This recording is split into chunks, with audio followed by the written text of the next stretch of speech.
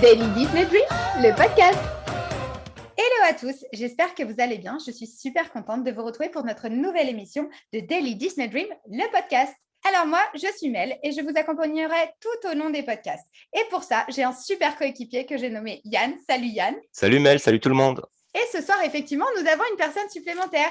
C'est une invitée particulière et c'est une chroniqueuse aussi qui nous accompagnera régulièrement sur les podcasts. J'ai nommé Cécile. Salut Cécile. Salut Mel, salut Yann, je suis super contente d'être avec vous pour ce podcast. Mais elle a intérêt d'être contente. Je vous rappelle, on nous appelle Tic et Tac pour information. Donc, il risque souvent d'y avoir des petites vannes comme ça, des petits pics, mais c'est normal dans l'équipe, on est comme ça. Alors, aujourd'hui, on va vous parler du dernier film d'animation des studios Disney, Encanto. Il nous a transportés dans l'univers fantastique de la famille Madrigal. Alors, pour vous donner nos retours et nos avis, on va essayer de vous éclairer sur cette réalisation. Pour ceux qui auraient peur d'être spoilés, rassurez-vous, on va faire deux parties. La première, sans spoil, on va plutôt vous présenter l'histoire. Et la deuxième, là par contre, on va vraiment vous donner nos avis, on va aller dans le vif du sujet. Et pour ça, il y aura des spoils. Donc ceux qui ne veulent pas écouter ne sont pas obligés d'aller jusqu'au bout. On peut juste vous donner l'envie de regarder ou de ne pas voir le film d'ailleurs. Qui veut commencer? Yann, peut-être tu nous plantes le décor? D'accord. C'est parti. Donc, on se retrouve à découvrir une famille, donc qui s'appelle la famille Madrigal, qui vit en Colombie. Et cette famille a quelque chose de spécial, c'est qu'ils ont, certains membres de la famille ont des pouvoirs magiques, on va appeler ça comme ça, ou des dons qui sont liés, qui sont arrivés avec un malheur qu'ils ont eu dans leur famille. Et chaque nouveau membre de la famille donc possède un don qui est donné par une bougie. Et donc, on suit la petite fille qui s'appelle Mirabelle, qui va aider les membres de sa famille à vivre leur vie avec les dons. Effectivement, elle va les aider et elle va grandir. En fait, on va la voir évoluer. Donc, tout au début, elle est petite fille. On va la voir grandir. Et la principale intrigue du film est quand même que on est, comme Yann l'a dit, dans une famille qui a des pouvoirs magiques. Et il n'y a que cette petite fille dès le début qui n'a pas de pouvoir magique. Encore, tout du moins, on n'en sait pas plus. On ne sait pas ce qui va se passer. Et l'intrigue va se passer là. Pourquoi elle n'en a pas? Est-ce qu'elle va en avoir un jour? Tout part de là. Alors, peut-être qu'on pourrait présenter un peu la famille Madrigal. Je vais arriver à le dire parce que tout le long du film, ils ont un accent que je n'ai pas et que je ne maîtrise pas. Donc voilà, on va essayer de présenter la famille Madrigal en partant de la première, celle qui a trouvé la magie, peut-être la grand-mère. Alors ouais, sauf que pour moi, Abuela, en fait, c'était son prénom. Ah non, elle s'appelle Alma. Non, elle s'appelle Alma. Oui. Abuela, ça veut dire grand-mère. Ouais. Oui, parce que vous parlez espagnol, mais il y en a beaucoup comme moi qui ne parlent pas espagnol et qui ne maîtrisent pas l'espagnol. Ah oui, et oui, bien en fait, sûr. elle est appelée Abuela tout le long. Et pour moi, Abuela, ça ne veut pas dire grand-mère, ça veut dire c'est son prénom. Enfin, ça, je veux dire, c'est pas instinctif aussi de le savoir. On peut aussi se dire qu'elle s'appelle Abuela et qu'il l'appelle pas grand-mère. Donc, moi, personnellement, je ne savais pas. Je n'ai pas traduit et je ne parle pas du tout espagnol. Donc, pour moi, elle s'appelait Abuela. Mais elle s'appelle Alma. Je suis contente de l'apprendre. J'ai bien bossé mon sujet. Continuons. Donc, on a Alma, Abuela, vous l'appelez comme vous voulez. Moi, ça sera Abuela. Un jour, je viendrai sur Alma, qui, elle, a le pouvoir donc, d'avoir trouvé la bougie qui est magique, qui va rendre la famille magique, et la maison aussi dans laquelle elle vit. C'est grâce à cette bougie que la maison vit, la maison qu'on appelle Casita. Ça veut dire maison en espagnol, merci, je le sais. Mais cette maison, effectivement, elle vit. Donc, c'est-à-dire que les portes s'ouvrent quand on arrive, les escaliers peuvent se transformer en toboggan ou au contraire, peuvent nous aider à monter. Elle peut apporter le café, elle peut vous transporter à droite, à gauche, elle peut vous aider à mettre vos chaussures, elle peut vous aider à ranger les courses. La maison vit vraiment et fait partie, c'est un membre de la famille, on peut dire même à part entière. Oui. Et donc, Abuela, après, a eu 3 enfants. Qui sont Peppa, Bruno et Julieta. Alors, Bruno, lui, vous comprenez la vanne plus tard, mais ne parlons pas de Bruno. On va juste dire son sort. Son pouvoir, c'est qu'il prédit l'avenir et en général, ce qu'il prédit, c'est de mauvais augure. Donc forcément, voilà, on apprendra qu'il a été exclu de la famille et qu'on ne le voit pas. On le voit plus depuis un petit moment, mais ça, on le verra après. Et on a Peppa, je ne sais pas, Yann, peut-être tu nous présentes Peppa? Oui, pas de souci, je vais présenter Peppa. Juste une petite chose, quand on regarde l'arbre généalogique de la famille, Bruno n'apparaît pas du tout dessus. Il a carrément été enlevé de l'arbre généalogique quand il a quitté la famille. Donc, il est vraiment oublié du reste. Exclu, quoi. Exclu de sa famille, ouais. Voilà. Donc, oui, donc Peppa, fille de la abuela, elle est mariée à Félix. Lui n'a pas de don. De pouvoir. Voilà, Peppa, son don à elle, c'est de changer la météo en fonction de ses humeurs et de son état d'esprit. Donc, elle peut passer du soleil à la pluie ou à la tornade en une seconde. Elle part quand même très vite dans les tours, donc ça peut aller. La météo peut changer très très vite. Donc, Elle est assez lunatique, ouais. Elle est d'humeur très changeante. C'est assez radical. Donc, Peppa et Félix ont eu 3 enfants. Donc, Dolores, la plus grande, qui elle a le pouvoir, le don d'écouter très très loin. Camilo, lui, il a le don d'être caméléon, donc il peut se transformer en n'importe qui. Et Antonio, donc, qui est le plus petit, qui lui, pour le moment, n'a pas de don, parce qu'il découvre son don un peu plus tard dans le film. Donc, pour le moment, il n'a rien. Et ensuite, il y a la partie de Julieta. Alors, on a Julieta qui est mariée avec Agustine. Julieta, elle peut guérir avec sa cuisine.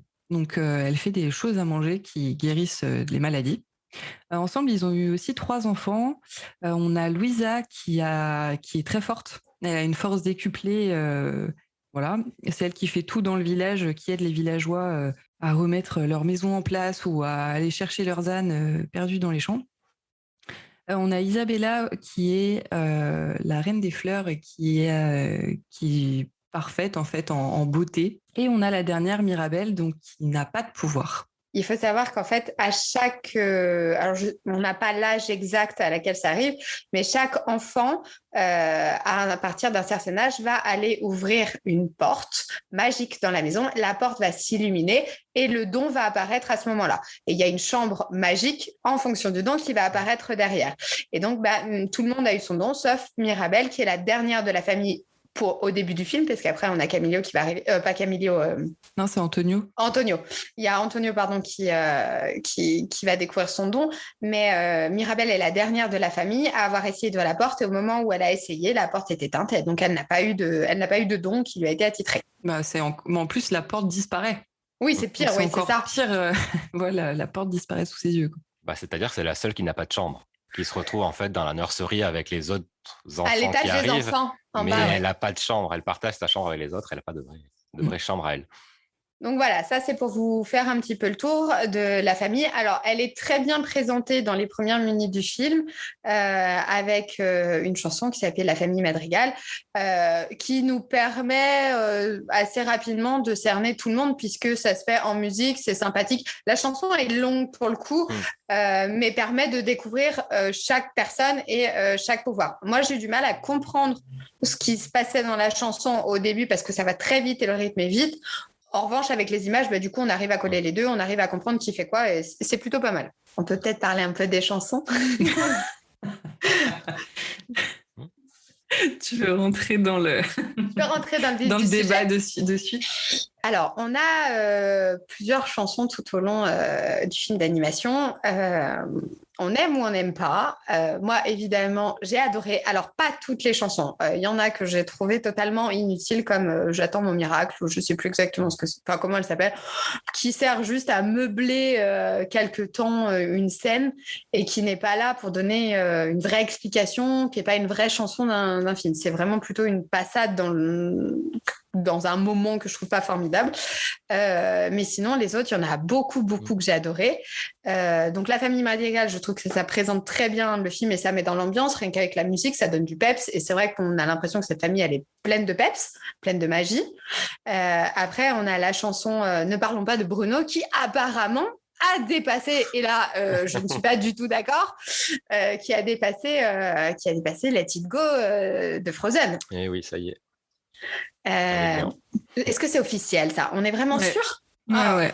Elle occupe la 4e place du Billboard 100. Voilà.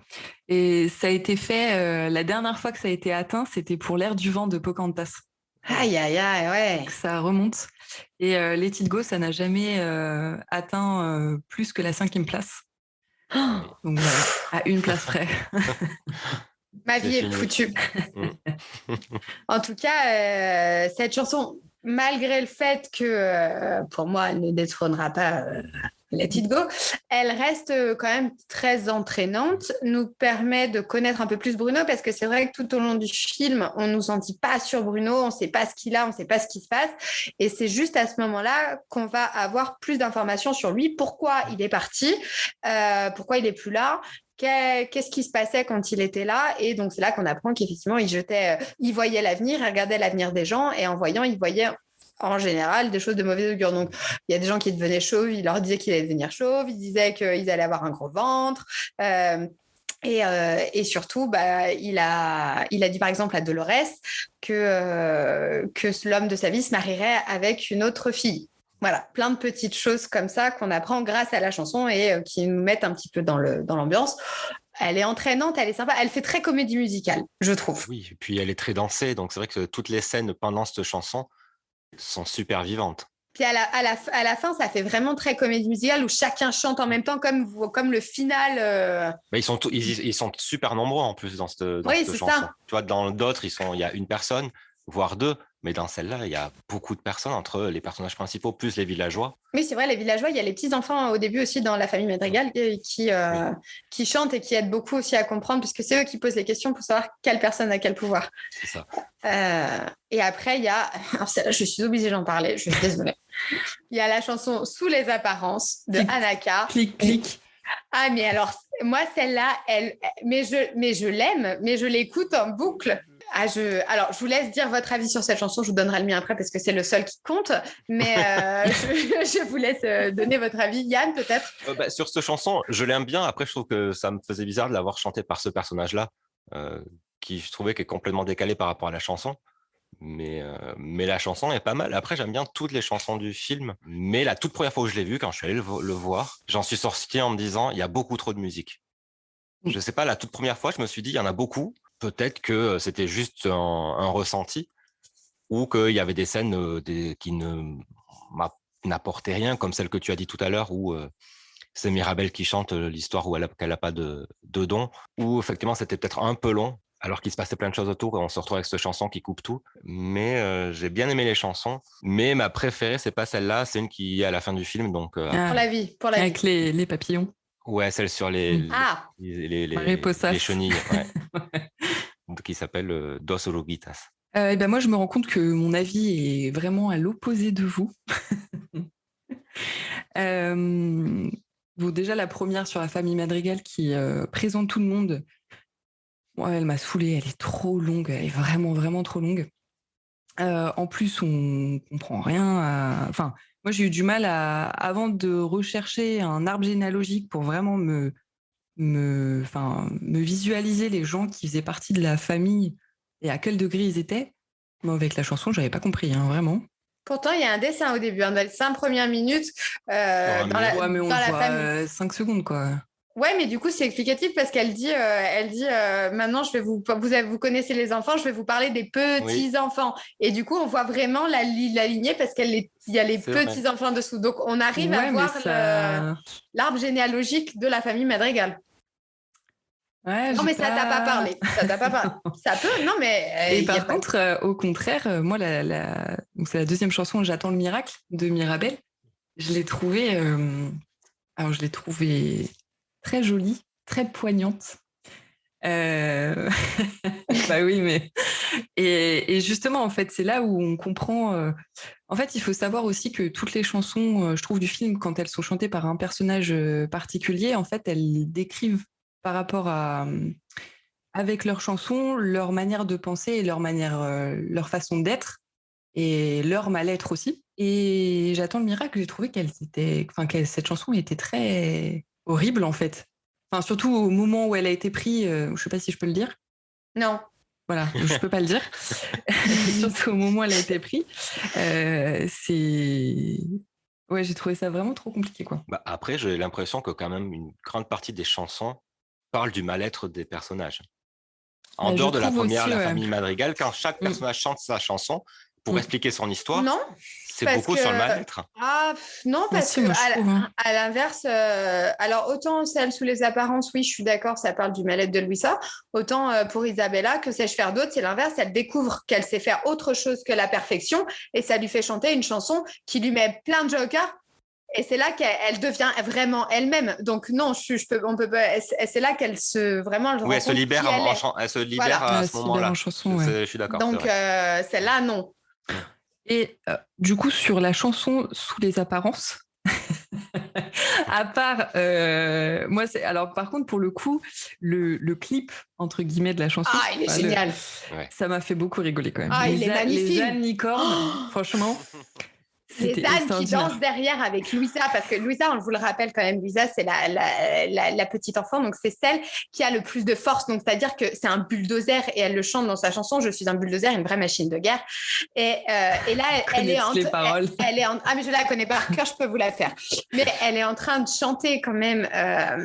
Elle chante à un moment en étant très féminine, et puis la voix d'Anaka est quand même assez féminine aussi, enfin c'est forcément, mais je veux dire, et derrière il y a les ânes qui chantent et qui dansent derrière, vraiment en clip de Shakira. Moi je trouve ça formidable. Justement, moi j'ai trouvé que c'était une musique ça faisait genre musique commerciale de radio. Et c'est ça que j'ai pas aimé en fait. Il n'y a pas de consonance latine, il n'y a pas. C'est pour ça que je l'aime bien. C'est peut-être une des seules qui en a je pas. Je pense que c'est pour ça que je l'aime bien. Moi je me dis, mais qu'est-ce que cette chanson fait là-dedans en fait? Et à l'inverse, c'est-à-dire qu'elle est exactement comme Louisa. Elle dénote complètement. Louisa, c'est la force, elle peut pas avoir de problème. C'est l'inverse. Elle dénote complètement. Et c'est exactement ça. C'est-à-dire que quand on voit Louisa, et vous écouterez la chanson quand vous m'aurez entendu, quand on la voit et qui fait des comme ça, mais c'est génial. C'est génial parce que ça ne colle pas au personnage, elle n'y va pas, mais c'est exactement ce qu'elle est. Elle est forte, elle n'a pas le droit d'avoir de la pression et de la subir. Et en fait, elle l'explique dans cette chanson qu'elle subit trop de pression et que dès qu'elle en a, elle se sent, Et cette chanson fait très, effectivement, comme tu dis, un peu commercial, à la hauteur de Let It Go ou d'autres choses. Elle fait pas plus commerciale qu'une autre. C'est-à-dire, je veux dire, il n'y a pas de consonance, évidemment, colombienne ou latine, mais moi ce que j'aime, c'est que cette chanson, comme Let It Go, comme d'autres d'ailleurs dans les Disney, comme Ce rêve bleu, c'est des chansons qu'on peut se prendre pour soi. C'est-à-dire que demain, tu es dans ta voiture, tu n'es pas bien, ou tu peux écouter cette chanson et te dire « Ah, je me sens vivre la chanson ». Tu peux faire la même chose sur Libéré, tu peux faire la même chose quand tu tombes amoureux avec Ce rêve bleu. Et c'est ça que j'aime dans ces chansons, c'est que tu peux les prendre dans ta vie à toi et tu peux entre guillemets, avoir l'impression de les vivre. Moi, j'attends le miracle, non. Que sais-je faire d'autre, non plus. La famille Madrigal, ça ne me concerne pas. Donc voilà, c'est pour ça que je trouve que cette chanson a une part en plus dans ce film, c'est qu'elle elle apporte ce côté qu'on n'attend pas. Alors, par contre, c'est un parti pris. On aime ou on n'aime pas. Et je comprends que toi, Cécile, ça te plaise pas, que ça fasse trop commercial, que ça dénote dans le film. Moi, j'aime ce côté qui dénote. Toi, à l'inverse, t'aimes pas. Et Yann, t'es un peu trop chanté, un peu trop comédie musicale. Ouais, moi là, c'est un peu trop, mais... C'est ça, moi déjà, de base, j'aime pas trop les musiques dans les films. Et par contre, je suis d'accord avec toi, Yann, dans le sens où je trouve qu'il y en a quand même beaucoup des musiques et elles sont longues. Quand je suis arrivé à mon troisième visionnage du film, j'ai plus du tout ressenti la longueur des chansons. Mais ça, je suis d'accord avec toi. Alors peut-être parce que je les connaissais. Et parce que tu comprenais l'histoire et du coup, elle te parlait en fait. Peut-être plus parce que même si j'étais plus attentif à certains détails que d'autres, vu que je l'avais déjà vu plusieurs fois, mais j'ai pas du tout senti ces longueurs et au contraire, j'ai fini par les apprécier beaucoup plus qu'à la première fois. Je suis d'accord qu'au deuxième visionnage pour ma part, mais ça, je suis d'accord, ouais. Mais par contre, sous les apparences, toujours pas. Hein. Je pense que ça serait toujours pas. Par contre, je voulais souligner quelque chose. Je sais qu'on ne sera pas d'accord non plus, Mel. Pour Ne parlons pas de Bruno. Alors pareil, la première fois que je l'ai entendu, je l'ai bien aimé, mais voilà. La deuxième fois, j'ai vraiment beaucoup aimé. Et par contre, j'ai vraiment tellement aimé la version espagnole de ce titre. Et oui, c'est vrai. Je trouve que la version espagnole est beaucoup mieux. Voilà. C'est juste un ressenti de ma part.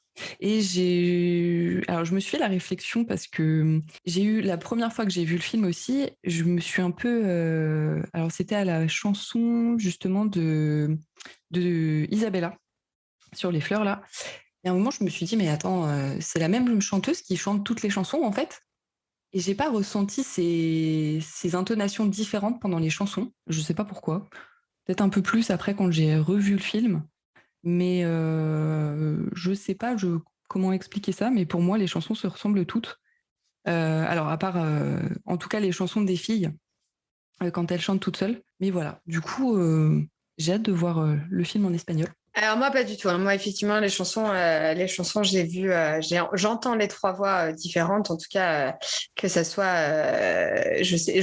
enfin que ça soit Camille ou Anaka, j'entends vraiment, ou même l'autre, j'entends vraiment les différences des sons.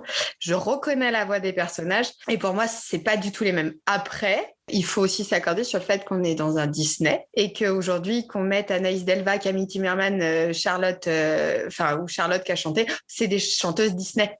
C'est voilà, ou que ça soit Cerise, c'est pareil, c'est des chanteuses Disney. Elles ont un timbre de voix qui colle à Disney. Et pour reprendre ce qui se passait il y a quelques temps à Disneyland Paris, quand il y avait la parade de Frozen qui défilait, on avait la chanson Let It Go dans toutes les langues. Personnellement, il y a 45 chanteuses différentes. Elles ont toutes la même voix. Parce que c'est une volonté de Disney d'avoir toujours ces mêmes timbres de voix qui font... voilà, on sait reconnaître Jasmine parce qu'on a l'habitude, on sait reconnaître Ariel aussi. Là, c'est parce qu'elles sont dans le même film, donc on a moins l'impression que c'est pas les mêmes voix. Mais voilà, entre Anna et Elsa, est-ce qu'on sait les différencier on le sait parce qu'on les connaît. Mais voilà, plus le film va passer, plus les chansons vont... Enfin, plus vous allez les écouter ou pas, si vous n'avez pas envie en tout cas, mais plus on va s'approprier les chansons et on va être capable de les différencier. Mais ça reste des chanteuses Disney qui ont ce timbre de voix qui peut coller partout. Et c'est ce que on en avait parlé, Cécile, en privé, parce que des fois on se parle en privé, effectivement. De temps en temps.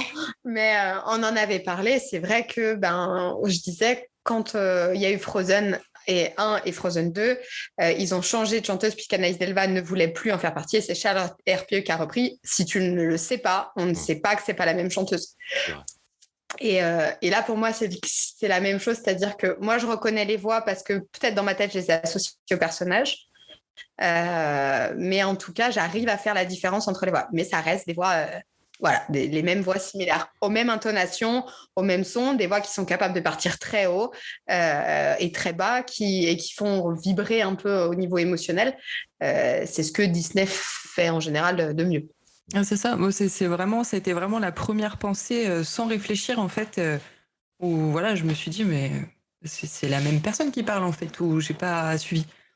Bon après ça passe et puis on se dit bah non, forcément, enfin je pense pas quand même. Mais voilà, c'était juste une pensée comme ça. Moi, je me suis plus attaché aux images qu'on voit et aux chansons, mais aux images qui étaient derrière les chansons, en fait, les images qui défilaient. Et c'est surtout par Ne parlons pas de Bruno. J'ai adoré le fait de le voir presque partout pendant toute la durée du clip de la chanson. Oui. On le voit passer un peu partout.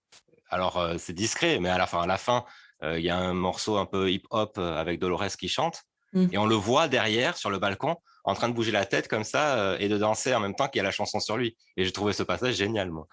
J'ai adoré regarder derrière et pas trop regarder les personnages qui chantaient.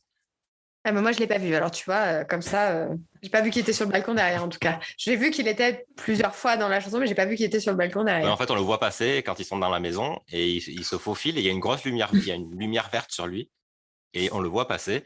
Et à un moment donné, il se retrouve entre les deux personnages qui chantent et il bouge la tête comme ça entre les deux sur le balcon en train de regarder vers la caméra. Super. J'ai trouvé ça assez sympa comme clin d'œil pour le coup. Par contre, on est d'accord qu'ils ont un problème avec les Bruno. Oui. C'est entre Lucas, Silencio, Bruno et là, ne parlons pas de Bruno. Bruno, je ne sais pas quel Imagineer c'est chez Disney, mais en tout cas, faut se poser des questions. Ils ont placé le nom. Hein. En tout cas, je trouve que les images, enfin le film, apporte vraiment une valeur à la chanson. Alors, on peut écouter la chanson sans regarder le film, mais quand on regarde le film, même si on n'aime pas la chanson ou quoi, il y a vraiment quelque chose qui se passe. Enfin, voilà, comme je disais, la chanson de Louisa, Sous les apparences, j'aime pas forcément la chanson, mais par contre, le film, j'aime beaucoup, en fait. C'est drôle. Je trouve que globalement, le film est assez drôle sur certaines scènes, mais voilà. Oui, c'est qu'on se retrouve surtout avec des clips vidéo finalement. Oui, c'est ça. C'est pas juste la chanson qui est chantée par le personnage et ça s'arrête là. Non, on est vraiment dans un clip. On se retrouve un peu comme dans Frozen 2 où Christophe chante sa chanson avec les reines. C'est génial. Ça devient un clip. Là, ils ont un peu repris la même chose avec tous les ânes qui sont derrière Louisa, quoi. Mais je veux dire, on est vraiment des clips. On est passé à autre chose, à un autre niveau. En fait, maintenant, ils peuvent extraire directement ça du film Oui, c'est ça. et le diffuser directement. C'est... Non, mais je voulais revenir aussi sur les images parce que c'est vrai que tu disais tout à l'heure, les images ont un gros plus. On a quand même des très, très beaux dessins et ça fait du bien de voir autant de couleurs. Après, moi, je commence un petit peu, sans méchanceté, à en avoir ras-le-bol des ambiances latines. On s'est tapé Coco. C'est le 4e. Ouais, mais rapide. C'est-à-dire que c'est le 4e sur 50 ans, ça pose pas de problème. C'est le 4e dans les 10 derniers, ça commence à gonfler. On a eu Coco, on a eu Luca, on a eu... là, on a ça. Moi, je trouve juste qu'au bout d'un moment, c'est vrai que les ambiances latines, je commence un petit peu à en avoir ras-le-bol. C'est pas que j'aime pas ça, hein. Coco, j'ai trouvé que c'était un très bon film. Luca, bon, j'ai trouvé que c'est un très mauvais film, en l'occurrence. Mais voilà, on repart dans ces mêmes couleurs, ces couleurs très peps, très chaudes, toute cette ambiance latine. Et j'en ai un petit peu ras-le-bol. Il y a eu En Avant entre-temps qui était très bien, même si je n'ai pas aimé la fin, mais qui était très bien, qui sortait complètement du lot. Mais voilà, j'en ai un petit peu ras-le-bol de ça. Et surtout, je ne supporte pas les accents. J'ai vraiment du mal... Alors, on en avait parlé dans un autre podcast, mais c'est vrai que cette façon d'introduire des mots d'une autre langue dans le film, dans la version française, ou enfin que ce soit pareil, ça va être pareil dans les autres versions, j'ai déjà du mal. Le coup d'Abuela, là, pour le coup, ben voilà, moi, je sais pas que c'est grand-mère. Pour moi, elle s'appelle Abuela. En plus, c'est écrit Abuela dessous, souvent. Donc, pour moi, c'était son prénom. Je ne savais pas que c'était Alma. Et puis, bon, effectivement, la Casita, voilà, c'est parce que ça coule un peu de source. Mais j'en ai un peu ras-le-bol d'entendre toujours des choses comme ça. Et surtout, je comprends pas que les personnages parlent normalement français, et d'un seul coup, ils vont nous mettre un accent sur un mot. Bruno, ils vont dire Bruno, mais ils vont parler avant correctement. Et du coup, je trouve que, voilà, on dit ne parlons pas de Bruno. Eh ben, on pourrait dire, soit on dit ne parlons pas de Bruno, soit, voilà, je trouve ça juste un peu, ça dénote. Alors, en espagnol, ça me choque un peu moins parce que je parle pas espagnol. Voilà, ça reste pour moi. Par contre, sur Luca, l'italien, ça m'avait choqué parce que voilà, je suis plus proche de l'Italie, moi. Mais j'en ai un peu ras-le-bol de toutes ces ambiances-là. J'aimerais bien qu'on redevienne un peu voilà, normal. C'est mon avis. Hein. Peut-être que tout le monde n'est pas d'accord avec moi. Moi, je trouve ça bien qu'il rapporte un petit peu d'accent de temps en temps, parce que sinon, on avait des films plats. Mais non, mais c'est parce que ça choque pas parce que c'est ta langue, en fait. Oui. Je pense que ça te choque vraiment pas parce que c'est ta langue natale. Tu parles l'espagnol, tu as l'habitude et en plus tu le comprends, enfin voilà, tu le parles vraiment, donc ça te choque pas. Mais quand c'est quelque chose que soit tu parles pas, soit d'ailleurs moi ce que je dis à l'italien me choque beaucoup moins que l'espagnol. Même là dans les chansons, alors, à part quand ils prononcent le prénom de Bruno, ils n'ont pas d'accent quand ils chantent, mais un peu comme dans le reste quand ils parlent aussi, tu diras. Tu vois, ils vont parler, ils vont dire Mirabel et la casita. Et ben voilà, moi ça me perturbe. C'est un petit, enfin je veux dire, c'est voilà, dans le Roi Lion, on n'en a pas des accents africains, sauf au début dans les chansons parce qu'ils parlent vraiment avec la langue. Et là, ça me choque moins. Voilà, c'est comme quand dans la chanson Ne parlons pas de Bruno, derrière on a la traduction, enfin pas la traduction, mais on a une partie espagnole entière à des moments. Quand il est en train d'expliquer, il y a, je crois que c'est Pepa qui chante en français et derrière il y a son mari qui reprend en espagnol des choses derrière et qui commente en espagnol les phrases en entier. Ça me choque pas parce que c'est des phrases en entier. C'est pas un accent qu'on vient mettre sur une chanson, tu vois. Je trouve ça un peu bizarre, mais après c'est moi. Non, mais j'ai quand même vu le film 3 fois et à aucun moment je me suis rendu compte qu'il disait là en français et en espagnol. Hein. Tellement ça m'a pas choqué du tout. J'ai même pas fait gaffe. Moi, ça me choque pas, comme Coco en fait, que j'ai adoré, mais ça m'aurait pas choqué non plus dans Luca, soit dit en passant que j'ai détesté. Qu'ils rajoutent, ils ont rajouté des mots en italien. Je connais pas l'italien du tout. Et pourtant, j'ai bien aimé avoir des mots comme ça. Mais c'est vrai que je pense que c'est des avis plutôt subjectifs, si on aime bien la langue ou pas. Je pense qu'avec toutes les langues, ça pourrait pas passer si on met dans... ce serait quoi dans La Belle au Bois dormant, un accent allemand. Je suis pas sûre que ça passe, quoi. Mon amour. Pas sûr. Voilà. Donc, je pense que... Cela dit, il y avait une chanson qui était la chanson dans Dumbo qui passait à Disney of Animation dans les Walt Disney Studios et elle était en allemand et je la trouvais toujours très belle et je n'ai jamais pu écouter cette chanson autre qu'en allemand parce que je l'ai entendue en allemand, enfin pas la première fois, c'est la première fois que j'ai vu Dumbo, je l'ai vu quand même en français, mais après j'ai eu l'habitude de l'entendre en allemand et je l'écoute toujours en allemand aujourd'hui.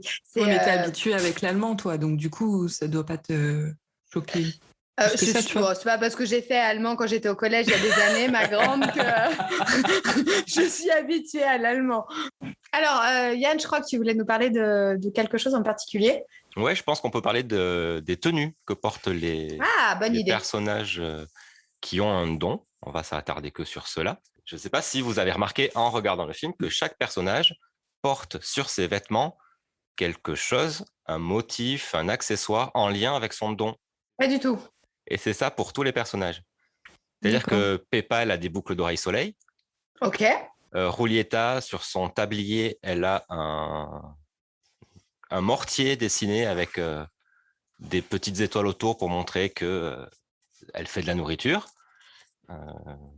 Camilo, sur son poncho, il a des caméléons, motifs caméléons tout le long. Dolores, elle a sur son col, elle a des ondes pour montrer qu'elle écoute loin. Isabella, elle a des fleurs un peu partout sur sa robe, vu qu'elle a le pouvoir des fleurs. Louisa, sur le bas de sa jupe, elle a plein de petites haltères dessinées en violet sur sa jupe bleue.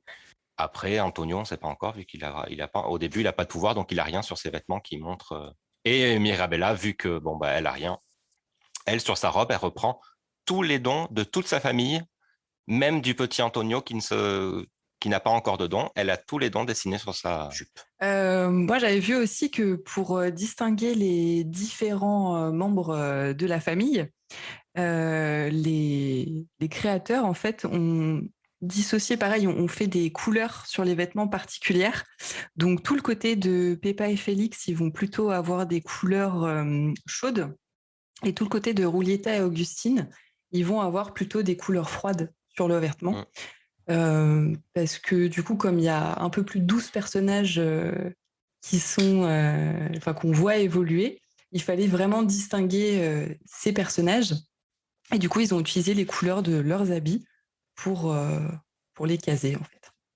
J'avais pas remarqué. Tu vois, pour le coup, moi, je me suis vraiment plus attardée aux chansons que, ça m'a plus marqué que les vêtements et les dessins qui, pourtant, malgré le fait que j'ai trouvé ça très joli, je suis pas allée, ça m'a pas plus marqué que ça. Mais c'est bien de le savoir, en tout cas. C'est comme quoi, comme d'habitude, c'est la Pixie Dust Disney. Il va un petit peu plus loin. Je repense ce que tu disais tout à l'heure, Yann, par rapport à Mirabelle qui a tous les pouvoirs dessinés sur sa robe. Et tu disais, elle a même celui d'Antonio qui ne sait pas encore son pouvoir à ce moment-là, c'est ça? Oui, c'est ça, exactement. Et du coup, attention le spoil, on va pouvoir rentrer du coup dans la deuxième partie de l'émission et passer un peu plus dans le vif du sujet. Donc, on va se retrouver, on a quand même un petit indice, même si on n'a pas encore son don, sur ce que Antonio va avoir, puisque on comprend assez rapidement que ça va être le fameux jour où lui, il va découvrir son don sur lequel on arrive. Donc, on va passer un gros laps de temps où Mirabelle est petite, elle n'a pas son don. Et on arrive, pof, au jour où c'est Antonio qui va recevoir le sien. Et le petit garçon est assez stressé. Elle va le réconforter, elle va l'accompagner, elle va être là pour lui. Et elle lui offre une peluche qu'elle a fabriquée, elle, une peluche en forme de tigre, en lui disant qu'elle sait qu'il aime beaucoup les animaux. Et donc, elle lui offre cette peluche. Et donc arrive ce fameux jour et le petit garçon va avoir le don de parler aux animaux parce qu'il les adore. Et voilà, donc sa chambre va être une jungle merveilleuse et il a un don que j'aurais bien aimé avoir, je pense. Et du coup, moi, je me suis... Alors déjà, dès le début du film, j'ai cherché, forcément, je pense qu'on cherche tous à savoir quel don Mirabelle va avoir. Et justement, avec ça, je me suis dit, tiens, est-ce qu'elle pourrait pas donner vie à des choses ? Ou est-ce qu'elle n'aurait pas justement, avec tous les pouvoirs de sa robe, est-ce qu'elle n'aurait pas tous les pouvoirs de la famille réunie ? un peu plus loin dans le film, à un moment, on voit qu'elle donne quand elle est dans un endroit, dans la tour de Bruno, elle donne un coup de pied au sol et la roche tombe. Et du coup, je me suis dit, tiens, elle peut peut-être aussi avoir une grande force, une force surhumaine. Et donc voilà, je sais pas où je voulais en venir. Non, mais du coup, toi, tu t'es dit qu'en fait, vu que sur sa robe, elle avait déjà tous les pouvoirs dessinés et qu'elle en a pas, on se dit, elle va peut-être avoir tous les pouvoirs de tout le monde. En fait, elle va être supérieure à tout le monde. Moi, perso, sans vouloir me la péter ou quoi que ce soit, j'ai compris dès le départ que en fait, elle aurait le pouvoir de réunir la famille. C'était évident puisque on sent, enfin. Une grand-mère, je vais revenir sur les grand-mères dans Disney, mais les grand-mères dans Disney, et les grand-mères en général d'ailleurs, sont des personnes super. Et on a toujours eu des grand-mères qui faisaient attention aux petits-enfants, qui prenaient soin de leurs petits-enfants. Et c'est la première fois qu'on a une grand-mère qui laisse tomber ses petits-enfants, pas pour elle-même, parce qu'au final, on sait qu'elle le fait pour la famille, elle a ses excuses, voilà. Mais c'est la première fois qu'on a une grand-mère qui va être méchante avec une enfant. Et du coup, forcément, ou cette grand-mère devenait vraiment la méchante et elle disparaissait, ou à l'inverse, le fait que Mirabel n'en ait pas et qu'elle soit méchante allait pouvoir de les réunir toutes les deux. Et moi, je l'ai senti venir dès le début qu'on allait en arriver là, quoi. Surtout que depuis le début, il y a des indices. Enfin, moi, depuis le début, j'ai remarqué des éléments dans le décor, dans les vêtements de Mirabel, sur la bougie, un peu partout. C'est-à-dire qu'en fait, il y a des papillons partout. Oui. La maison, tous les détails de la maison, dans la chambre, partout, il y a des papillons. Sur la bougie, il y a des papillons. Le porte-clés que porte Alma, l'abuela, à sa taille, il y a un porte-clés, c'est un papillon. Et le principal motif de la tenue de Mirabel, c'est quand même les papillons partout sur le col et partout sur sa robe. Donc, depuis le début, je savais qu'il y avait Enfin, tu te doutes que c'est elle qui est là pour arranger le truc parce que ça se sent et qu'elle va devoir s'affronter à sa grand-mère parce que tu sens qu'il y a quand même un affrontement tout le long. Mais le fait de retrouver le papillon, ça donnait un indice sur ce qui un allait fil pouvoir se conducteur, passer. voilà. Ouais, tout à fait. Alors moi, je suis nulle parce que j'avais rien vu de tout ça. Enfin, je savais à un moment du film que j'avais bien vu que les papillons, fallait suivre les papillons, comme à un moment ils disent. Mais comme je parlais tout à l'heure là, de la chanson de Mirabel, où en fait c'est un moment du film où toute la famille est prise en photo, sauf Mirabel, quand Antonio reçoit son don, ce que j'ai trouvé horrible. Et à ce moment-là, je me suis dit, elle va péter un câble. Parce que trop de tristesse, trop de sentiments de rejet, et elle va nous sortir un don, mais qui va exploser tout. Ah, diabolique un peu. Pas forcément diabolique, mais qui va montrer en fait que c'est elle la plus forte. Bon, d'un sens, au final, c'est pas faux, mais non, je pensais vraiment qu'elle aura un vrai don entre guillemets comme les autres en fait, mais un truc un peu plus puissant et un peu plus. Voilà. Moi, j'ai vraiment pas accroché avec la grand-mère, là, avec Alma pour certains, Abuela pour d'autres. J'ai vraiment pas accroché parce que je suis très, très attachée aux grand-mères dans Disney. On en a eu des géniales. Elles ont, enfin vraiment, que ça soit grand-mère Feuillage, grand-mère Fa, Tala ou ma préférée Nanaka, c'est vraiment des grand-mères qui sont là pour aider à faire comprendre, même si c'est dur. Enfin, je veux dire, je reprends Nanaka dans Frères des ours, il va se transformer en ours, elle va le laisser parce que c'est pour lui et que c'est bien, même si c'est dur pour lui, elle va le laisser faire. Que là, Abuela, c'est juste méchant en fait. Elle le fait pas pour elle que ça soit plus dur et qu'elle aille plus loin et qu'elle grandisse. Elle le fait pour elle-même. Et j'ai trouvé que c'était vachement dur pour une petite fille d'être mise de côté comme ça. Et j'ai trouvé que c'était super dur aussi de mettre une grand-mère dans cette position, sachant que la dernière en date, si je dis pas de bêtises, c'est Tala dans Vaiana, et c'est quand même le fil conducteur, le lien qui unit Vaiana avec sa grand-mère est merveilleux, et du coup, voilà, c'était bizarre de me retrouver dans cette situation où il y avait cette grand-mère, et j'ai pas forcément aimé, mais pour le coup, je m'y attendais pas. À quoi? Pas que la grand-mère serait... quand j'ai vu les images du film, je pensais pas que la grand-mère serait entre guillemets, crochet et parenthèse, que serait la méchante. Ah oui. Bah, ça se voit vite quand le film commence. Oui. Parce que tu vois, dès qu'elles sont face à face, tu sens que la grand-mère n'a que des reproches contre... Et puis, ils l'ont tirée. Je veux dire, au niveau du visage, du regard, elle a un chignon strict, elle est habillée strict. Ils ont tous des couleurs pétantes, des choses comme ça. Elle est plutôt dans les couleurs sobres. Elle a moins de peps. Et puis, elle a les cheveux gris. Elle est très fermée. Elle est très fermée aussi, oui. Elle préside la famille. Après, c'est son rôle. Mais elle est plutôt du côté fermé. Oui, mais on peut comparer un peu parce que c'est Amérique latine, la grand-mère de Coco, le film Coco. On est un peu dans le même esprit. C'est vrai. Et on a vraiment deux personnages à l'opposé en termes de caractère. Totalement. Qui fait que le visage fermé, alors que la coiffure est presque la même, mais un visage ouvert ou fermé, ça change quand même beaucoup. Et c'est vrai qu'elle, même, on l'aime pas. Je trouve que le film commence, tu dis, on va encore elle, t'as envie de la baffer, quoi. Oui, c'est vrai. Et puis, alors, moi, j'ai pas accroché non plus avec le fait que dans les Disney, il y a un moment dramatique. Il y en a toujours eu un et il faut qu'il y en ait un pour pouvoir avancer dans l'histoire. Je suis d'accord. Mais là, on vit 2 fois le moment dramatique et j'ai trouvé nul de vivre 2 fois la chose. C'est-à-dire que c'est dès le début, quand il commence à nous raconter comment Alma, elle a perdu Pedro. Ah bah oui, on est en Italie, on est en Espagne. Pardon, excusez-moi, on le voit pas beaucoup, lui, c'est pour ça. Mais ils lui disent bonjour tous les jours devant le cadre. C'est vrai, autant pour moi. Mais voilà, quand on comprend comment elle l'a perdu, tout ça, et comment elle a eu ce don, on a une première fois l'histoire qui est atroce, on comprend qu'il meurt, bon, voilà, c'est pas Jojo, tout le village, tout ça, c'est quand même triste. On se le retape une deuxième fois après. C'était 2 fois des scènes qui méritaient pas. Une fois aurait suffi, on a compris ce qui se passait, on n'avait pas forcément besoin de le revivre une deuxième fois. Plus les 2 fois où parce que tu as les 2 scènes comme ça où ils perdent le village et où ils sont, et 2 fois où en soi Mirabel se fait rejeter par sa grand-mère quand elle a pas son don. Et quand, à la fin, quand elle dit que c'est elle la cause de tout, de la perte en fait du miracle qu'elle est censée partir chercher, je trouve ça horrible, quoi. 4 scènes de tristesse, 4 moments de tristesse dans un film, c'est un peu beaucoup. En sachant qu'en plus, c'est injuste parce que nous, à l'extérieur, on voit très bien que c'est pas la faute de Mirabel, en fait.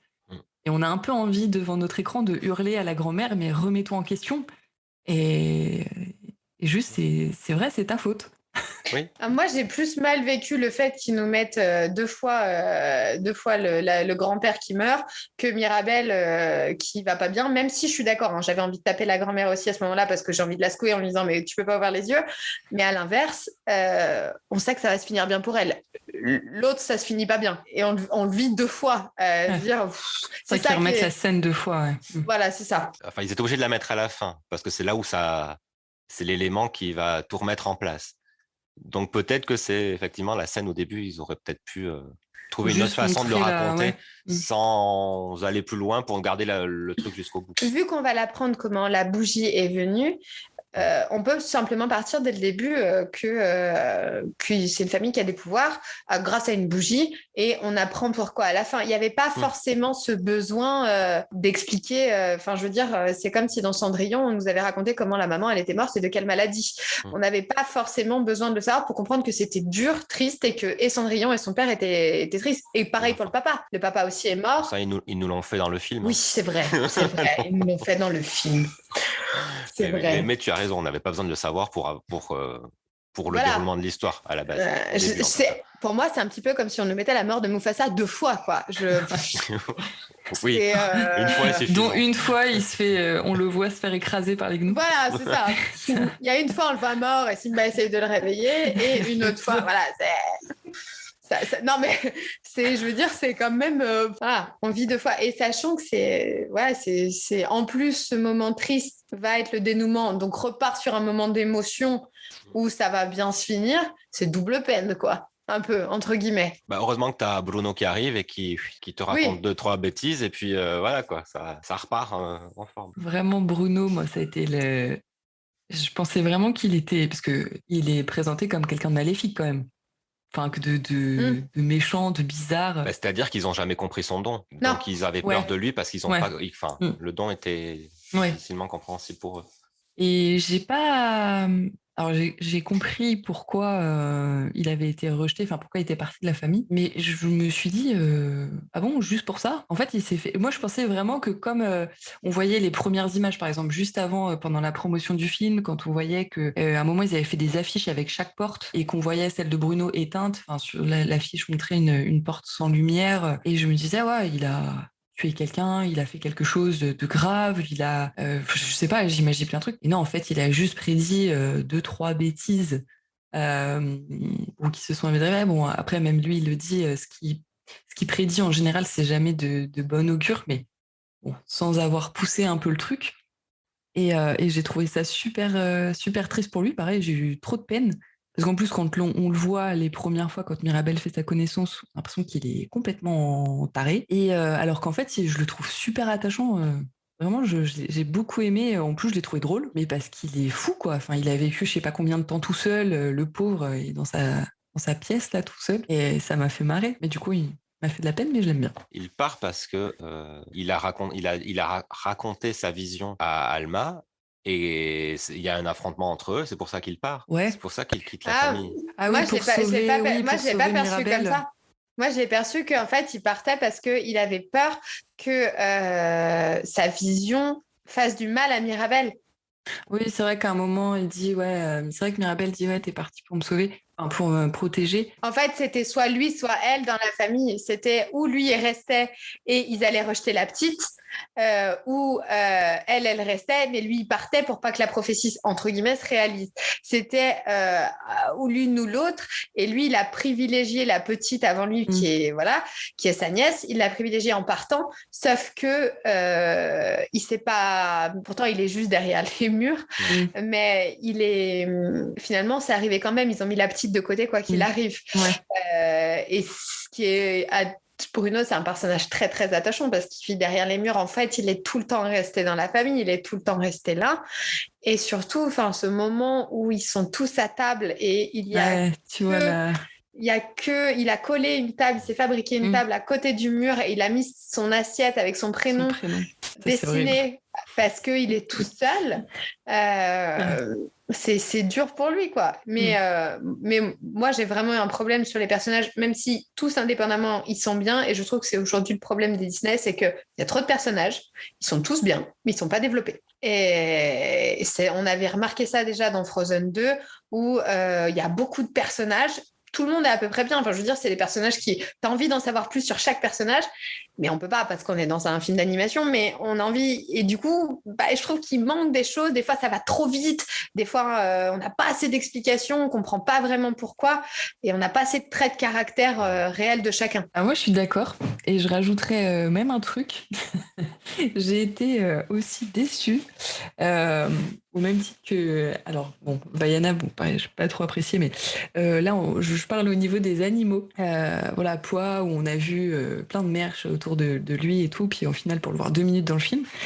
Moi, j'aurais trop aimé que le petit capybara soit plus développé dans le film. Le capybara, c'est l'espèce de gros hamster mélange d'écureuil, celui qui sert à rien, là, qui est dans le cercle de sel. Il bouge pas, là. Voilà. Et moi, il m'a fait trop rigoler. Les fois où il était dans le film, il m'a fait trop...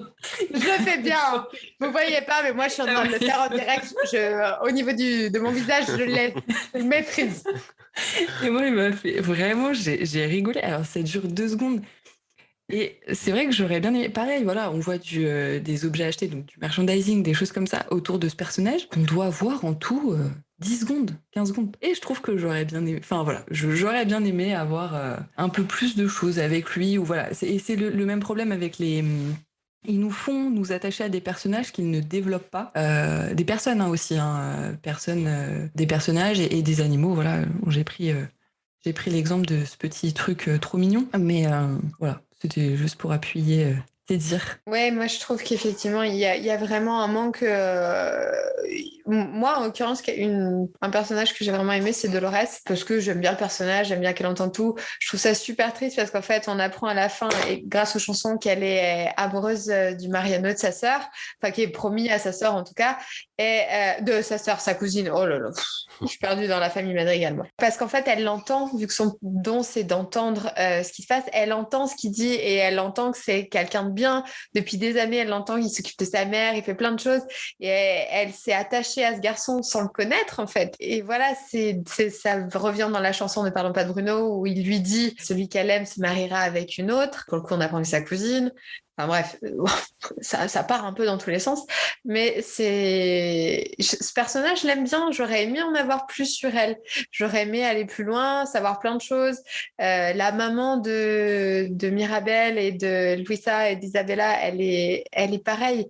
Elle a un visage attachant en plus, je trouve. Mais comme son papa, ils sont vraiment super attachants.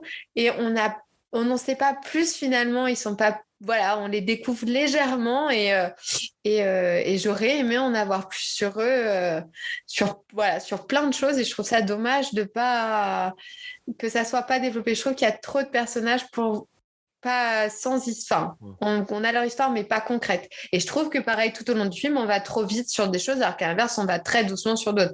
La présentation de la famille, les pouvoirs, machin, ça, on y va en long, en large, en travers, comment ils font. Mais par contre, voilà, boum, d'un seul coup... Mirabel, elle part, tac, tac, tac, en 2 minutes, on revoit la mort de son grand-père, bim, bam, boum, c'est la fin, elle ouvre la porte, tout le monde est content. La fin est très rapide. Ça va à une vitesse impressionnante, quoi. Et puis, du coup, moi, je trouve aussi que le don de Mirabel, il n'est pas explicite. Hein. Moi, j'ai vraiment un problème avec ça, en fait. Elle n'a pas vraiment de don. Enfin, elle est là pour rassembler toute sa famille, et c'est elle, une fois que la grand-mère sera plus là, elle sera là pour maintenir la maison et aider les petits à découvrir leur don. Elle va remplacer la grand-mère, je pense. D'où le papillon qui représente la Renaissance. J'avais pas vu ça comme ça, moi. Ouais, bah tu vois, moi j'ai pas vu ça comme ça non plus. Mais ça prend sens. Maintenant, je trouve que ça prend sens. Parce que vraiment, en fait, quand on voit l'image, quand elle reçoit pas de don et que sa porte, du coup, s'efface, je me suis dit, pourquoi? Tu vois, ils auraient pu faire une porte qui s'ouvre pas, ou une porte je sais pas, où il n'y a pas la truc. magie. Voilà, c'est ça, une porte où il n'y a pas la magie. Au moins, bon, tu te dis, ok, peut-être servir à quelque chose plus tard. Mais du coup, ouais, j'ai eu beaucoup de mal à comprendre pourquoi Mirabel était là. C'est surtout que la abuela a une porte. Elle a une porte. Et en plus, la abuela a une porte, ouais. Avec son dessin et sa bougie. Donc c'est vrai que tu comprends pas trop pourquoi elle n'a rien. Ça me fait bizarre quand vous dites là, abuela, j'ai l'impression que le là devant, c'est genre, ouais, la Mirabel, là, elle a une porte. Parce que pour moi, c'est son prénom, donc j'ai du mal. C'est vrai que abuela a une porte, oui, effectivement. Oui, elle a une porte et pas Mirabel, mais qui finalement, elle a la porte à la fin. C'est donc la porte de la maison entière. Ouais, c'est vrai. C'est vrai. Moi, j'ai trouvé que c'était un peu fouillis. Et je trouve que globalement, ça match, mais quand on regarde les détails comme ça, en fait, il y a des trucs qui ça ne concorde pas. Enfin, c'est pas clair, c'est pas, on comprend pas, quoi. Je pense que le don de Mirabel, il est aussi un petit peu libre à chacun, entre guillemets, même si c'est un peu la compréhension de ce que toi tu t'en fais, de ce que tu comprends de toi. Moi, j'avais pas vu le papillon, j'avais pas vu tout ça. Je m'étais juste dit qu'elle avait le pouvoir de rassembler la famille, de refaire vivre la maison, qui était le pouvoir d'Abuela. Enfin, voilà. Qu'en gros, elle succédait à Abuela, enfin à Alma, elle succédait à elle parce qu'elle avait le même pouvoir, en fait. Elle reprenait la maison qui n'existait plus et que c'est Abuela qui avait eu au début. Et voilà, et je me suis dit, alors, elle réanime la flamme, elle reprend la maison. Enfin, il n'y a pas de flamme, mais elle reprend la maison et ça va recontinuer grâce à ça. C'est ça. Mais j'avais pas vu le papillon, j'avais pas vu le côté qu'elle allait accompagner les petits. Et je pensais que ça allait être ça un peu son don, un peu à la... Je sais pas, alors, ce n'est pas un Disney, attention, mais un peu comme les 5 légendes où il y a Jack Frost. Et son pouvoir, c'est d'empêcher que les enfants aient peur, en fait. Et je pensais que c'était un peu ça, puisqu'elle aide Antonio. Et grâce à elle, elle l'accompagne, tout ça. Et je m'étais dit peut-être qu'en fait, elle va rassurer les gens. Et vu que tout au long, on a Louisa qui a peur parce qu'elle a trop de pression, Dolores qui est triste parce qu'elle va pas se marier. Finalement, on apprend aussi que Isabella, elle en a marre de la perfection, elle en a marre d'être toujours parfaite. Et je m'étais dit, elle va être là pour rassurer les gens. En fait, elle va arriver à leur enlever leurs mots pour qu'ils aillent mieux. Je pensais que ça allait être ça a son nom plutôt que la casita en l'occurrence, ou de reprendre le don d'Abuela. Ouais. Moi je trouvais que c'était pas assez explicite, quoi. Mais c'est toujours pareil. Est-ce que du coup ils ont pas fait ça à l'arrache et est-ce qu'ils ont pas développé trop de choses sans aller au bout et est-ce qu'ils ont pas ou ils auraient dû se focaliser un peu sur la mission de voilà, on a le miracle qui s'effiloche un peu et du coup on a Mirabel qui va partir à la recherche du miracle pour enfin, voilà. Et en fait, tout est parti un peu à droite, à gauche. Et on arrive à la fin où il nous balance ça comme ça. Et on en fait ce qu'on en veut. Enfin, moi, j'aime pas. Hein. Vraiment, moi, j'aime bien quand on me dit à la fin, c'est comme ça et pas autrement. Il n'y a pas à réfléchir. Il n'y a pas. En plus, pour le coup, on pourrait réfléchir parce que ce film est assez philosophique si on y va dans le sens où c'est vrai qu'il y a toute la partie sur la chacun, le rôle de chacun dans la maison, la pression que la grand-mère fait peser sur les épaules de chaque enfant, ou plutôt chaque petit-enfant, et qu'on comprend à travers les chansons, etc. Donc on comprend qu'il y a vraiment ce stress ambiant, cette pression, il faut que tout soit parfait. Mais et à la fin, il se passe pas grand-chose. Alors tout le monde a récupéré ses pouvoirs, mais après, est-ce qu'ils sont de nouveau bien dans leur peau? Qu'est-ce qui se passe en fait? Donc non. À la place de ça, Mirabel, elle ouvre la porte, tout le monde est content, la maison, elle renaît, et voilà. Bon, je trouvais que c'était un petit peu Oui, mais ils sont légèrement tous bâclé. bien. Parce que tu vois qu'ils ont, vu qu'ils ont tous récupéré leur pouvoir et que la grand-mère a compris qu'il faut privilégier la famille avant l'image qu'ils peuvent renvoyer à l'extérieur, tout s'est arrangé. C'est surtout à ce moment-là que que le pouvoir revient. Ouais, après, quand ils font la photo, ouais. Moi, le principal défaut que j'accorde au film, c'est que je trouve qu'il faut plusieurs ingrédients pour faire un bon film d'animation Disney.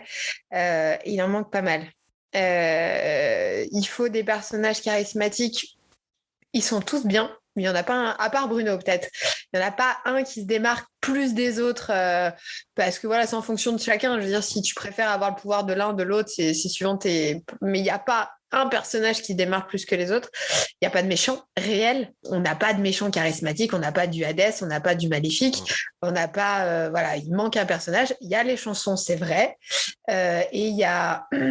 Il manque. Alors, moi, j'ai quand même pleuré, mais je pleure à chaque fois. Enfin, pas devant tous. J'ai pas pleuré devant Lucas. Mais sinon, en général, je pleure régulièrement à chaque fois, ce qui prouve que c'est un bien ou. Enfin, ce qui me dit que je vais aimer ou pas. Voilà, c'est un peu la fin. Et j'ai pleuré à la fin parce que c'est joli. Mais plus par émotion, j'en ne garde pas un souvenir. Je me dis pas waouh, c'est le film d'animation de l'année. J'ai trouvé ça très bien, mais il manque trop d'ingrédients pour faire un bon Disney selon moi. Ah, on s'éloigne beaucoup déjà des premiers Disney, ça c'est sûr, mais de ce qu'on a l'habitude de voir, c'est sûr, parce qu'on part vraiment sur un sujet sur la complexité de la famille, les soucis que chacun peut avoir. Alors que quand on regarde un film, un dessin animé Disney notamment, on est censé faire un peu une parenthèse dans notre vie, pas penser aux problèmes. Et là, en fait, on regarde quelque chose qui est l'histoire d'une famille avec voilà, toute sa complexité, toutes les histoires entre les uns les autres, tous les non-dits aussi, parce que cette pression que la grand-mère, elle fait reposer sur les épaules des autres, c'est pas dit, hein, on le comprend à travers, bon, forcément à travers les chansons, mais c'est des petites phrases aussi. Il faut que la Bola, elle soit contente, il faut que machin. Donc là, voilà, c'est à travers toutes ces phrases qu'on comprend qu'il y a une pression. Donc c'est sûr que c'est pas. Est-ce que c'est divertissant? Est-ce que c'est. Non, mais c'est ça. Je suis d'accord avec toi. C'est-à-dire que on avait Coco qui, pareil, était dans les premières ambiances latines. Coco, moi, émotionnellement, il m'a vidée. Même si je l'ai trouvé génial, j'ai trouvé que cette approche avec la mort qui est l'approche que eux ils ont là-bas était super. Elle faisait découvrir une autre façon de voir les choses, un nouveau peuple, entre guillemets, une nouvelle culture surtout. Elle faisait découvrir plein de choses. Tout ça sous le signe de la bonne humeur. À aucun moment, on s'est dit que c'était triste parce que les gens mouraient. Jamais, alors qu'on parle de ça du début à la fin. Et ça, c'est bien parce que ça permet de faire une parenthèse dans un moment où on peut être triste ou peut-être sur des choses comme ça. Et parce qu'il y a autre chose, on nous donnait un peu d'espoir, un peu plein de choses. Là, on ressort du film, on n'a pas d'espoir, on n'a pas de choses comme ça, à part le fait de se dire que si on a des problèmes, peut-être qu'ils s'arrangeront un jour. Je crois que c'est Blanche-Neige qui disait ça. Ça finira bien un jour ou l'autre par s'arranger.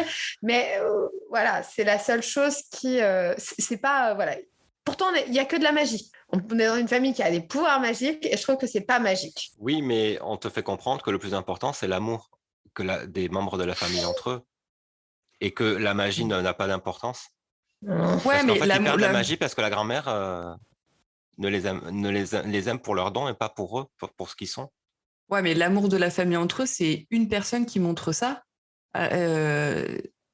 Moi, je trouve que ce que tu dis, ça aurait eu plus de sens s'ils étaient tous là à faire en sorte que la maison soit reconstruite, en fait. Oui, là, mais, c'est une personne qui les regroupe tous. Bon. Oui, mais Mirabella, tout le long du film, elle essaie de les aider. Elle essaie d'aider tous les membres de sa famille, dès qu'elle peut. Oui, mais... Elle les soutient. Trop, d'ailleurs. Trop. Peut-être trop. Non, c'est ce qu'ils disent, eux, je veux dire, à chaque fois, ils disent arrête d'en faire trop. Elle veut tout le temps aider. Voilà. C'est de son côté, elle, oui, que c'est le message, c'est qu'en fait, elle insiste et elle reste auprès de sa famille jusqu'au bout. Et c'est elle qui finit par les sauver. Et d'ailleurs, c'est la seule qui n'a pas de pouvoir. C'est-à-dire que les autres sans pouvoir, ils sont pas grand-chose. Ouais. Alors qu'elle, elle est tout. C'est-à-dire quand la maison commence à s'écrouler, les autres, ils essaient d'aller tous récupérer la bougie. La seule qui y arrive, c'est celle qui n'a pas de pouvoir. Parce que les autres, ils se tiennent à leur pouvoir et l'une, elle lance les fleurs, l'autre, elle fait... Mais ils n'arrivent pas à vivre sans. Ouais, c'est pas faux. Ouais, non. Enfin, je suis d'accord avec ce que tu dis, je comprends, j'entends, mais c'est pas le ressenti de mon cœur quand j'ai vu. C'est pas la chose qui m'a le plus parlé. Autant, je sais que je l'ai rabâché depuis tout à l'heure, mais autant je vais pleurer quand Anna va se sacrifier pour Elsa et que 2 minutes après c'est terminé. Là, je pleure 2 fois de suite et je trouve ça waouh et ça me transporte. Autant je vais pleurer devant Rebelle, je peux pleurer devant plein de choses. Autant parce que c'est l'amour qui prime et et c'est très important. Enfin, c'est ce que Disney en général nous apprend.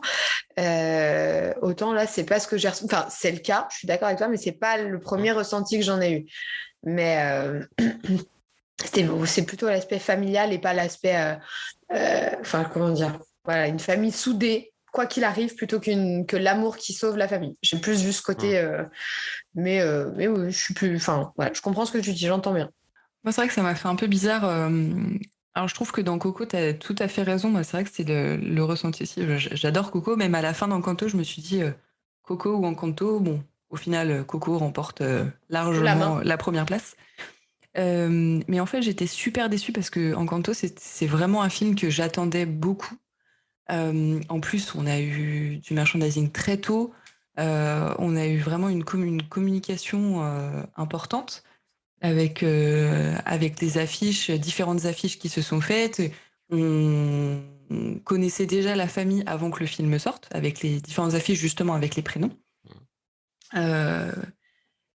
Évidemment, les petits teasers qui sont sortis un peu avant. Et je trouvais le début très prometteur, avec justement le côté un peu rigolo de la casita, ou l'horloge qui sonne, qui vient les réveiller parce qu'il faut y aller, ou les marches qui répondent, les chaussons qui viennent, par exemple, à Mirabel tout seul. Et en fait, c'est ça. Et du coup, on se retrouve, plus on avance dans le film, plus on se rend compte qu'on est dans un vrai sujet de famille qu'on peut avoir partout. Et je trouve que la fin est moins rigolote, en fait. Enfin, j'étais vraiment déçue de la fin et ça un peu en décrescendo. Donc, bon, c'était juste ma déception de ce film. Je trouve que ça reste un très beau film quand même, hein. Mais pas aussi léger que ce que j'aurais pu espérer. Moi, j'ai pas déconnecté, quoi. Je pense que la chose à dire, c'est que finalement, quand on regarde Encanto, il est bien, il est sympathique à regarder, il est plaisant, il est agréable, mais on ressort pas plein d'espoir et le cœur prêt pour aller affronter quoi que ce soit parce qu'on sait que l'amour va finir par triompher, même si c'est ce qui nous explique quand même un petit peu. Soit c'est parce que c'est passé trop vite, soit c'est parce qu'il y a trop de chansons pour certains, soit c'est parce que les personnages sont pas assez attachants, pas assez développés, que on a trop de choses tristes qu'on vit au quotidien et qu'on a envie d'en sortir. Ça rejoint un petit peu, tu sais, Yann, ce qu'on avait dit sur quand on avait fait un podcast sur les séries Marvel. Finalement, celle qui avait pas plu, c'était celle qui était le plus proche de la réalité parce que quand on regarde un film ou une série, on a envie de sortir de tout ça. On a envie de penser à autre chose et c'était les univers magiques de Loki qui nous avaient séduits ou de Wanda et pas celle de Falcon et le Soldat d'hiver parce que c'était vraiment la réalité, ça pouvait arriver et on voulait sortir de tout ça. Et là, c'est un petit peu le cas où ce qu'on disait, c'est que même s'il y a de la magie et tout ça, finalement, c'est pas ça qui prime, c'est pas le ressenti qu'on en a. Ça reste un bon film, mais c'est pas moi, je suis déçue. C'est pas le film que j'attendais. Je m'attendais à mieux, je m'attendais à plus, surtout après Lucas, parce que alors franchement, quelle déception. Et je m'attendais vraiment à quelque chose qui allait changer. Et finalement, on reste sur la même lignée. Il n'y a pas tous les ingrédients pour faire un super chef-d'œuvre Disney. Et puis plus aussi ils nous ont vendu quelque chose sur la Colombie. Je pense qu'on aurait pu le mettre dans n'importe quel pays à la même, la même chose en fait, le même film dans n'importe quel pays. Alors en enlevant les Tio, Tia, Casita, etc. Je pense que ça marchait dans n'importe où. Hein. Donc en comparaison à Coco, où vraiment ils se sont inspirés de la culture. Pour faire un film qui fonctionne. Là, en Encanto... Coco, il y a beaucoup de personnages. C'est pareil, on rentre dans des univers qui sont complètement différents et qu'on ne connaît pas. Là, pour le coup, c'est une maison, c'est un village, ça peut parler un peu à tout le monde. Coco, on rentre dans des univers qu'on ne connaît pas et que j'espère qu'on les connaîtra pour tous dans très longtemps. Mais Et pourtant, ça nous parle il y a beaucoup de personnages, mais ceux qui sont présents sont assez développés et on arrive à être un peu avec chacun, on arrive à avancer avec chacun et c'est super chouette et on suit Miguel tout au long. Miguel qui, pour le coup, est à la place de Mirabel. Je veux dire, c'est les deux personnages principaux et pourtant, Mirabel, moi, à aucun moment, je me suis dit je pourrais être Mirabel. Ouais. À aucun moment, et je voudrais pas. D'ailleurs, ça me si demain on doit se déguiser en quoi que ce soit, je me déguiserai pas en Mirabel. C'est pas qu'il y a un personnage qui est inspirant, pourtant c'est le personnage principal. En revanche, je me déguiserais volontiers en Dolores. Non mais je veux dire. Ouais. Ou non mais en vrai, je ressemble plutôt à Isabella. Mais ça le prix. Je ne retiendrai pas ce que tu as dit. Ça c'est toi le matin au réveil, hein? Ne rigole pas, Yann, tu n'es pas mieux. Mais effectivement, c'est pour un personnage principal, on n'a pas envie de s'attacher. Demain, vous voyez Mirabel sur une parade, vous voyez Mirabel faire des photos. Non, par contre, Vaiana, on a envie d'y aller. Parce que Vaiana, moi, j'ai envie de lui ressembler aussi, c'est pareil. C'est Mirabel, non, c'est pas le personnage de l'année. Et je trouve que c'est dommage parce qu'en plus, elle détient des bonnes valeurs de familial, etc.